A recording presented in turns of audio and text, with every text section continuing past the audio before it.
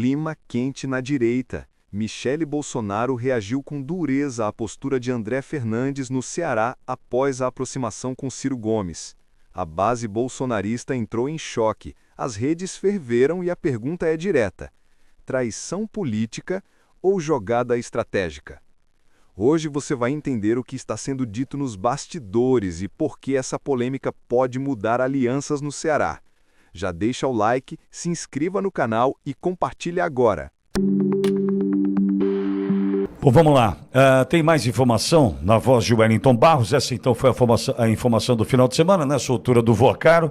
E a gente já vai para o domingo agora, porque ontem teve evento em Fortaleza, evento que teve um ponto ali de reverberação nacional, né, Barros? Pois é, Pitoli, a ex-primeira-dama Michele Bolsonaro participou desse evento que aconteceu em Fortaleza, do lançamento da pré-candidatura do Eduardo Girão ao governo do estado, e ela fez, durante a sua fala, críticas à aproximação do PL do Ceará com Ciro Gomes, que é agora do PSDB e possível candidato ao governo do estado em 2026, e visto por aliados como o único nome competitivo contra o PT no estado. A declaração desagradou o deputado André Fernandes, líder do grupo que defende o apoio a Ciro, e causou mal-estar na direita cearense, formação do Poder 360. Durante esse evento em Fortaleza, para lançar a candidatura do Girão, Michele disse que o movimento pró-Ciro Gomes foi precipitado. Em discurso, listou nomes da direita local que admira e afirmou, abro aspas, tenho orgulho de vocês, mas fazer aliança com um homem que é contra o maior líder da direita, isso não dá. Fecho aspas ao que disse Michele Bolsonaro. Ela direcionou parte das críticas a André Fernandes, presidente do diretório cearense do PL, e um deputado que articulou essa aproximação com Ciro Gomes no estado. Enquanto era citado, ele gesticulou com sinais de discordância e depois rebateu publicamente as críticas. Em entrevista após o evento, ele disse que o movimento teve aval do ex-presidente Jair Bolsonaro. Nós temos um trecho da fala dele, né, durante essa entrevista, vamos acompanhar. O meu combinado com o presidente Bolsonaro desde sempre foi: presidente, fica tranquilo, que se essa aliança der ruim, pode colocar a culpa em mim, não tem problema.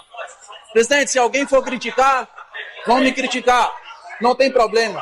Parte da direita não vai compreender, não tem problema. Então, eu tinha sim um acordo com o presidente Bolsonaro de que em momento algum eu falaria sobre nossas reuniões internas, mas já que, infelizmente, a própria esposa do ex-presidente Bolsonaro vem e tenta chegar aqui e dizer que a gente fez uma movimentação errada, o próprio presidente Bolsonaro, no dia 29 de maio, os parlamentares pediu para que nós apoiaríamos Ciro Gomes, presidente Bolsonaro. Logo em seguida, o presidente Valdemar também. Só que o acordo era: é muito ruim para Jair Bolsonaro se aproximar de Ciro Gomes. Coloca o André, que qualquer pancada do André aguenta. Porque a gente tem que fazer um senador aqui no estado do Ceará. Porque a gente tem que fazer maioria no Senado no Brasil todo. Porque a gente tem que derrotar o PT aqui no estado do Ceará. E porque a gente precisa de um grande candidato forte, de peso, em todos os estados do Nordeste, para apoiar Bolsonaro ou... Bom, vamos lá. Aí o André Fernandes. Eu vi tudo isso aí acontecer. Aliás, é importante a gente contextualizar. No dia 25 de outubro, sábado, 25 de outubro, pela manhã, eu fui surpreendido por uma mensagem do André Fernandes. Por quê? Na sexta-feira, dia 24 de outubro, aqui na rádio, na Ouro Verde, eu disse o seguinte: mas pera um pouquinho, André no palco com Ciro Gomes? O Ciro, ele que redigiu o texto do processo que torna Bolsonaro inelegível. Esse é o Ciro Gomes. O Ciro que ataca o tempo inteiro Bolsonaro, os filhos do presidente e os bolsonaristas. Aí o André está no palco, isso final de outubro. Acho que o evento foi 23 de outubro, salvo engano. De filiação do Ciro ao PSDB. E vocês vão entender onde eu vou chegar nessa costura aí. E eu falei aqui na sexta-feira na Ouro Verde o seguinte: falei, desculpa, o cara xinga meu pai e eu vou aplaudir o cara. Não é? É óbvio que eu estou falando desse pai Bolsonaro, politicamente falando, é o pai do André Fernandes, de apoio, eleição. A gente sabe disso, André. E aí o Ciro, que ataca Bolsonaro o tempo inteiro, vai contar com o apoio de André Fernandes. E fiz uma fala aqui, na sexta-feira, 24 de outubro, dizendo o seguinte, isso para mim não pega, não tá legal. O cara ofende, ataca o meu pai o tempo inteiro. E eu vou aplaudir o cara? Não vou aplaudir. Aí o André, na manhã do sábado 25, me procurou. Pô, Pitoli, você precisa entender, é um projeto, né? Eu conversei com o Bolsonaro, eu conversei com o Valdemar, é um projeto. Você precisa entender, porque a gente precisa eleger. Tá, só que o candidato do André é o pai do André. Nada contra, deputado estadual, pastor, pessoa respeitada. Não estou dizendo da pessoa, pelo amor de Deus, jamais faria isso. Só que eu olho para um projeto familiar. É um projeto de poder familiar. Então a gente está tentando confrontar as oligarquias Ferreira Gomes, né, a bandidagem do PT, criando uma outra oligarquia, é isso mesmo? Então eu estou tentando me desfazer da oligarquia Ferreira Gomes, apoiando o Ciro Gomes e colocando o pai. Por mais que seja um bom candidato, não estou discutindo isso, mas para um pouquinho. Para eu eleger meu pai, eu vou me aliar ao Ciro Gomes. E a Priscila Costa, que foi a vereadora mais votada em Fortaleza, trabalho espetacular. E eu vi ontem a popularidade da Priscila na capital cearense. Não é uma boa candidata? Mas o projeto, então, é familiar. E essa história de conversei com esse e conversei com aquele, tem um preso agora. Como é que esse cara vai se posicionar? O presidente Bolsonaro está preso. Vai se posicionar como? Eu falei com ele dia 29. Desculpa, eu duvido. E eu tenho todo o direito de duvidar. Por quê? Eu estive com o presidente Bolsonaro no dia 6 de novembro. Conversei com o presidente Bolsonaro e sei do que ele falou e como ele falou para mim. E eu não vou, e não fiz, e não farei em nenhum momento disparar. Eu ouvi, ele me disse, ele falou. Não vou fazer isso.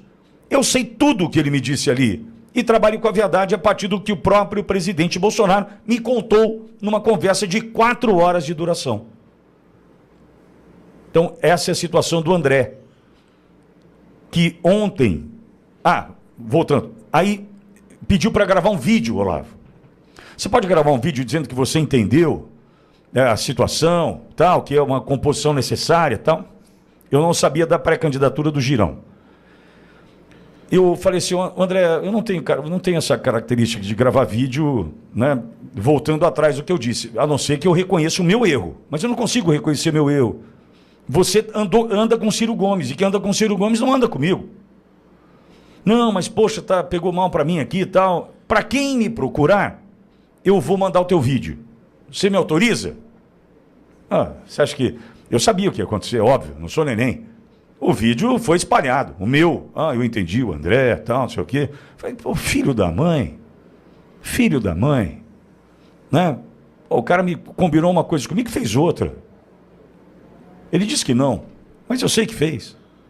Então veja, o que nós vivemos ontem, e ele sofreu ontem muito, e não foi só por parte da Michele, porque todo o público que ali estava dizia que o Girão é a direita no Ceará, Ciro não, várias vezes. Ataques que foram, obviamente, dirigidos a André Fernandes. Agora, ele disse que aguenta a pancada. Eu duvido que aguente a pancada. Não aguenta, não. Porque se aguentasse, não teria me procurado para fazer vídeo. Eu fiz o vídeo na maior das boas intenções e eu sei como foi usado o meu vídeo. E sei quem está andando com Ciro Gomes. É o André Fernandes. O André está andando com um cara que fez o texto que torna Bolsonaro inelegível. Esse é um ponto. Minha crítica da sexta, Sóstenes, que ontem, eu repito, fui extremamente educado com Sóstenes, também em respeito ao anfitrião do evento, Eduardo Girão. Sóstenes foi no evento de anúncio de Aécio Neves na presidência do PSDB e elogia Fernando Henrique Cardoso. E vai dizer para mim que isso aí é a arte da política? Então, eu elogio quem é um comunista que destruiu o Brasil. Só salvou no plano real, hein, amigo? Só salvou com o plano real, porque o resto arrebentou o Brasil. Acabou com as ferrovias, tá bom para você? Tá bom para você? Fernando Henrique Cardoso acabou com as ferrovias. O projeto de destruir a escola no Brasil parte de Fernando Henrique Cardoso. Eu vou aplaudir Fernando Henrique? Veja, o Sóstenes precisava estar no evento sexta-feira? Tudo bem, entendo, o líder do PL podia ter que estar ali, aí não tem jeito, né? Ok. Agora, estar no evento e usar da palavra e defender Fernando Henrique e o PSDB, que é o maior opositor do PT, não dá. Então veja, volto à frase da dona Michele, nós não vamos chegar rachados em 26, a direita vai chegar limpa em 26. O André está apoiando o Ciro Gomes e o projeto é familiar. A gente dá adeus à oligarquia Ferreira Gomes e cria a dinastia Fernandes. Sóstenes aplaude Fernando Henrique Cardoso e Aécio Neves, que diz que não vai apoiar bolsonaristas. Então, amigo, essa política eu não quero para mim. Nesse ponto eu sou um troglodita, um primitivo. Não dá. Eu agradeço a Deus por ter esse microfone e não precisar, né, disputar voto com esses aí, que decide andar com Ciro Gomes por conta de um projeto familiar. A Bíblia sempre sabe, diz assim, ser o seu falar sim, sim ou não, não. Isso não é ser troglodita, isso é ser claro, não é? Vamos colocar, o bolsonarismo não está acéfalo. E o bolsonarismo não é um espólio político. O bolsonarismo não está acéfalo e não é um espólio político. O bolsonarismo hoje é um capital político e que tem uma porta-voz, inclusive chamada de presidenciável. Não vamos falar sobre isso, mas Deltan chama Michele de presidenciável no evento, né? Tem um porta-voz, está articulado, o seu maior líder, aquele cara que teria poder nas urnas para o enfrentamento de Lula numa eleição que seria, sim, limpa, claro, tirando os aspectos que todos já sabem, mas uma eleição com Bolsonaro seria uma eleição efetiva. Pois bem, esse capital político tem como porta-voz Michele Bolsonaro. Vitória fez suas considerações, farei uma consideração um dedo mais simplista. Não tem o apoio do núcleo bolsonarista, a posição de André Fernandes. Não tem. Então, qual seria a posição correta de André Fernandes? Cara, beleza, não tem, tô fora. Agora, não podemos também esquecer que estamos a menos de um ano das eleições. Evidente que se busca ainda a imagem política de Bolsonaro para buscar a eleição, para se tentar a reeleição como um capital político. E alguns deles são algumas dessas buscas são legítimas, outras buscas vêm de aproveitadores. Para os aproveitadores, como manda a Bíblia? Não. Fala, Walter. Bom, eu já falei a respeito disso, né? Eu acho que é uma mistura... Eu me lembro aqui no Rio Grande do Sul uma vez, e o brizolismo sempre foi muito forte aqui, meu pai era um brizolista, quando o Brizola chegou aqui, tentou impor uma aliança, e impôs essa aliança com o então ex-presidente da Câmara dos Deputados, que tinha sido lá no período militar, o Nelson Marquesan, pai do Nelson Marquesan Júnior, que foi deputado federal, foi prefeito de Porto Alegre, com quem eu disputei as eleições agora de 2020, e o Aldo Pinto, que era um deputado federal trabalhista. Não teve nem o PDS, que era a antiga direita do Rio Grande do Sul, apoiando o Nelson Marquesan, nem o PDT, que era o partido do Brizola, apoiando o Aldo Pinto. E perdeu a eleição. Eu acho que perdeu até para o Olívio Dutra. Foi uma primeira vitória do PT aqui no Rio Grande do Sul. Então, dá esse tipo de coisa. Agora, eu fiquei pensando numa outra questão, Pitoli. Acho que lá no Ceará é girão, acho que o pessoal vai se organizar. Essa questão aí de Brasília, de ter 3 nomes importantes para nós, a dona Michele, o desembargador Sebastião, e quem é o terceiro? Bia Kicis. Eu vou, de novo, assim, estrategicamente pensar. Eu estou vendo também o governador do Mato Grosso falando coisas absurdas por aí. Não quero perder essa oportunidade. E dizer o seguinte, a dona Michele pode concorrer ao cargo do Senado em qualquer estado da federação. Eu acho que ela tem capital político para isso e pode, como disse o Olavo aí, que teria sido o Deltan que falou, pode ser uma pré-candidata à presidência da República também. Não vejo óbice nenhum para essa questão, porque naturalmente ela é a sucessora política do espólio desse presidente injustamente preso. Iríamos nós, como disse o Olavo, seria a eleição justa.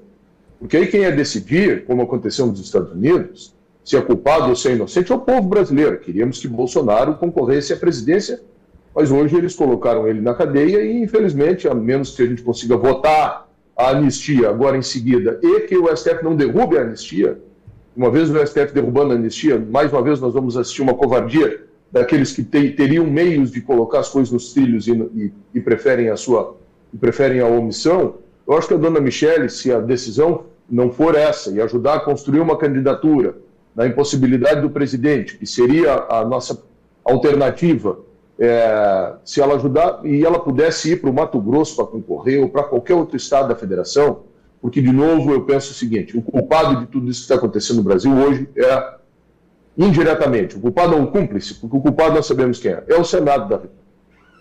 Nós vamos precisar, no ano que vem, de maioria, uma rotunda maioria no Senado da República, uma ampla maioria no Senado da República.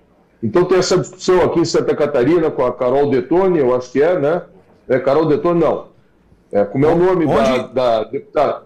Aqui em Santa Catarina. Carol Detoni. Eu sei não, mas tem uma outra menina deputada aqui também. A Júlia Zanata? Não, que está contestando a candidatura de Ana Campanholo. Ana Campanholo. E eu sempre tenho feito esse apelo, assim, vamos nos preservar.